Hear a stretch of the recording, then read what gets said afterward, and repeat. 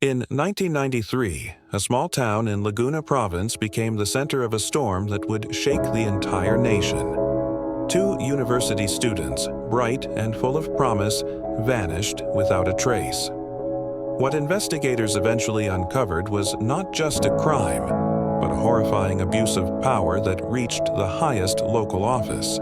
This is the story of how justice was finally served in the case of Eileen Sarmenta and Allan Gomez. A story that forever changed how Filipinos viewed truth, courage, and accountability. It began as just another ordinary day for Eileen Sarmenta and Allan Gomez. Both were students at the prestigious University of the Philippines, Los Baños, known for their academic achievements and active involvement in their community. They were the kind of young people everyone believed had incredibly bright futures ahead of them. On the evening of June 28, 1993, they left campus for what should have been a routine errand, but they never came home. Their disappearance sent a shockwave through the university town. As their families and friends grew desperate, authorities launched a search. The initial hours turned into days, and a grim feeling began to set in. This wasn't a simple case of two students running away. As investigators started piecing together the timeline of that fateful night, the evidence they found pointed not to a random act of violence, but to something far more calculated, far more sinister. The clues began to lead them down a dark path, one that would expose a rot hidden in plain sight.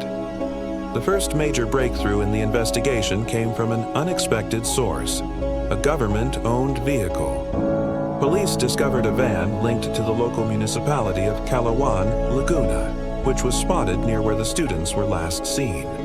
Suddenly, what was a missing persons case spiraled into a high-stakes criminal investigation involving public officials. The trail of evidence led investigators directly to the doorstep of one of the province's most powerful and feared figures, the Mayor of Calauan, Antonio Sanchez.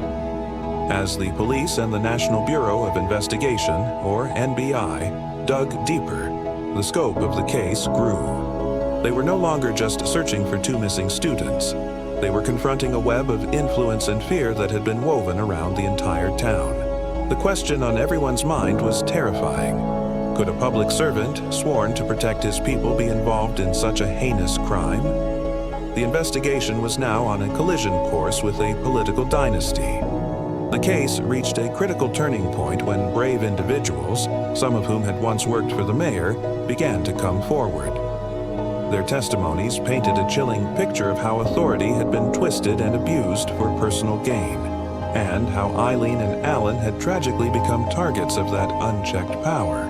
These witnesses risked their safety to speak the truth, providing insiders' accounts that corroborated the physical evidence. The Philippine National Police and the NBI worked tirelessly, connecting the suspects not only to the vehicle but also to the crime scene itself through forensic analysis. Piece by piece, a horrifying narrative emerged from the shadows. Investigators turned to forensics to piece together the truth. Blood traces found inside the municipal van were confirmed to match Eileen Sarmenta through laboratory testing. Ballistic experts examined recovered bullets and determined they came from firearms issued to the mayor's security aides. Soil and fiber samples taken from the vehicle also matched the area where the bodies were found, confirming the link between the suspects and the crime scene. Each scientific detail tightened the chain of evidence until the story told by the witnesses, the records, and the laboratory reports all pointed to one conclusion. The evidence became undeniable, pointing directly at the leadership of Calauan. The crime was planned, organized, and carried out under the direction of Mayor Antonio Sanchez. The wall of silence that had protected the powerful for so long was finally beginning to crumble, and the case was now headed for the one place where truth is meant to prevail: the courtroom. The trial that followed was one of the most intense and widely publicized in Philippine history. Every detail was scrutinized by the media and the public.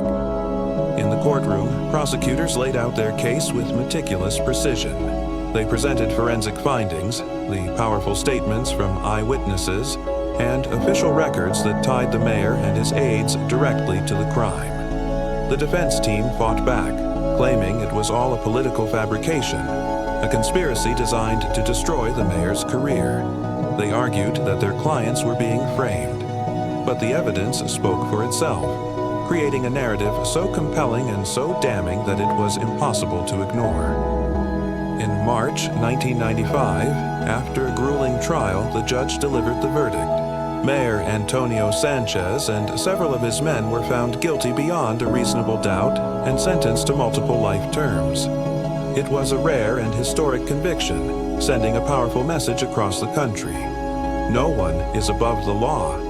It was proof that the justice system, when pushed, could hold even the most powerful people accountable. The guilty verdict brought a complex mix of relief and profound grief. For the families of Eileen and Allan, it was the end of a long and agonizing fight for justice, but it would never bring their children back. For advocates and ordinary citizens, the conviction was seen as a monumental victory. It showed that truth could triumph even when the odds seemed insurmountable. In the years that followed, the Sarmenta Gomez case became a landmark in Philippine legal history. It became a constant reminder of the crucial importance of forensic science in solving crimes, the necessity of robust witness protection programs to encourage people to speak out, and the vital role of a vigilant media in holding power to account. The case didn't just close a chapter, it wrote a new one, teaching an entire generation that silence in the face of injustice is not an option. But the story didn't end there. In 2019, nearly 25 years after the conviction, news broke that Antonio Sanchez might be granted an early release from prison due to a law rewarding good conduct. The announcement sparked immediate and widespread public outrage. Filipinos, many of whom were not even alive when the crime happened, took to social media to voice their fury. The hashtag #UseJustice.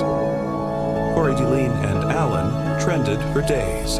This digital wave of activism was a powerful demonstration of collective memory and a renewed demand for accountability.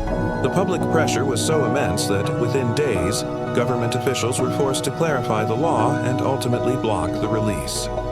It was a stunning, modern chapter to the story, proving that public awareness and digital unity could influence the course of justice even decades later. Antonio Sanchez remained in prison, where he died in 2021, never again to walk free. 3 decades later, the Sarmenta Gomez case remains one of the Philippines' most defining true crime stories, not just for its darkness, but for the light that ultimately broke through.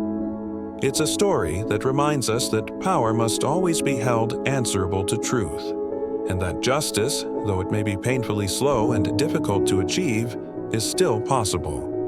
For countless Filipinos, the memory of Eileen and Allan serves as more than just a tragic tale. It is a lasting and powerful call for accountability, for the courage to speak truth to power, and for a society built on compassion and integrity. Their story, born from an unspeakable tragedy, continues to inspire a demand for a better, more just world. Thank you so much for watching. The pursuit of justice is a journey we all share, and stories like this remind us why we must never give up. If this story moved you, please consider liking this video and subscribing to our channel for more content that matters. Stay safe and stay informed.